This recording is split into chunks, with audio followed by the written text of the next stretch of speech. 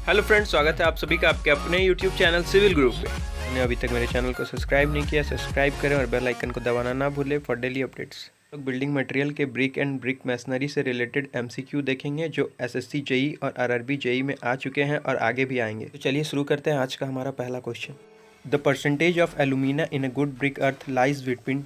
तो हमें इस क्वेश्चन में बताना है कि गुड ब्रिक अर्थ की जो कॉम्पोजिशन होती है उसमें एलुमिना कितना परसेंट होता है। तो इसका जो आंसर हो जाएगा वो होगा बी, 20 to 30% एलुमिना रहना चाहिए गुड ब्रिक अर्थ में।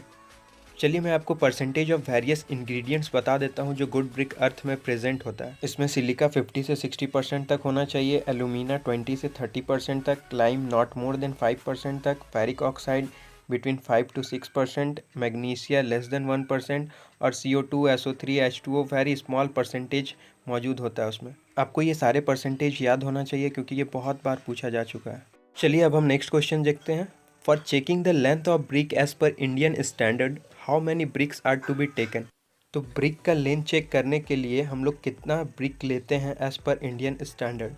तो इसका जो आंसर हो जाएगा वो होगा सी, 20 ब्रिक्स। तो चलिए अब हम नेक्स्ट क्वेश्चन देखते हैं। Clay and silt content in a good brick earth be at least. Clay and silt जो होता है ना वो सिलिका को कंटेन करता है। और हम सभी जानते हैं कि गुड ब्रिक अर्थ में सिलिका 50 से 60% होना चाहिए। तो यहाँ पे जो सही आंसर हो जाएगा वो होगा 50। तो चलिए अब हम नेक्स्ट क्वेश्चन देखते हैं। The crushing strength of first class brick is. तो जो फर्स्ट क्लास ब्रिक की जो क्रशिंग स्ट्रेंथ होती है वो है 10.5 न्यूटन पर mm²। तो इसका जो सही आंसर होगा वो होगा बी। चलिए अब नेक्स्ट क्वेश्चन देखते हैं। The efflorescence in brick causes due to. Efflorescence basically क्या होता है ना कि जब ब्रिक्स में सॉल्ट प्रेजेंट रहता है और वो मॉइस्चर के साथ रिएक्ट करता है तो वो सॉल्ट क्रिस्टलाइज हो जाता है, इसके वजह से ब्रिक्स पे वाइट पैचेस आने लगती है। तो यहाँ पे जो सही आंसर होगा वो होगा presence of soluble salt in parent clay, option D. अब नेक्स्ट क्वेश्चन देखते हैं। Which of the following represent the nominal size of A modular brick. Nominal size क्या होता है ना कि जब आप ब्रिक को मोटर के साथ रिप्लेस करते हैं कोई भी वॉल या किसी में, ब्रिक के डायमेंशन में 1 सेंटीमीटर इंक्रीज हो जाती है। कि हम सभी जानते हैं कि स्टैंडर्ड साइज ऑफ ब्रिक होता है 190 × 90 × 90 mm। उसमें 1 सेंटीमीटर करके इंक्रीज हो जाएगी तो उसका साइज हो जाएगा 200 × 100 × 100 mm।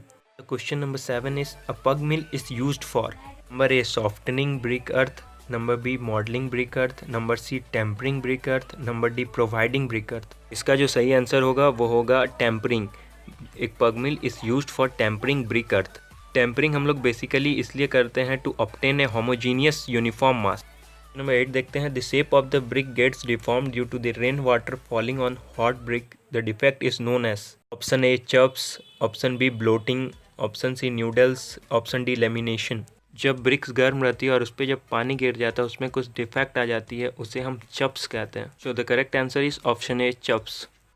चलिए अब क्वेश्चन नंबर 9 देखते हैं। Refractory brick are generally use to resist. Option A chemical action, option B dampness, option C high temperature, option D weathering action. Basically हम लोग रिफ्रैक्टरी ब्रिक का यूज़ इसलिए करते हैं ताकि हम लोग हाई टेम्परेचर को रेसिस्ट कर सकें। मैं आपको बता दूं रिफ्रैक्टिव ब्रिक 1700 डिग्री सेल्सियस तक की टेम्परेचर को रेसिस्ट कर सकता है। तो हमारा जो यहाँ करेक्ट ऑप्शन होगा वो होगा ऑप्शन सी, हाई टेम्परेचर। तो चलिए अब हम आज का लास्ट क्वेश्चन देखते हैं। Which of the following is good for making brick. Option A silted soil, option B weathered clay, option C soil, option D none of this.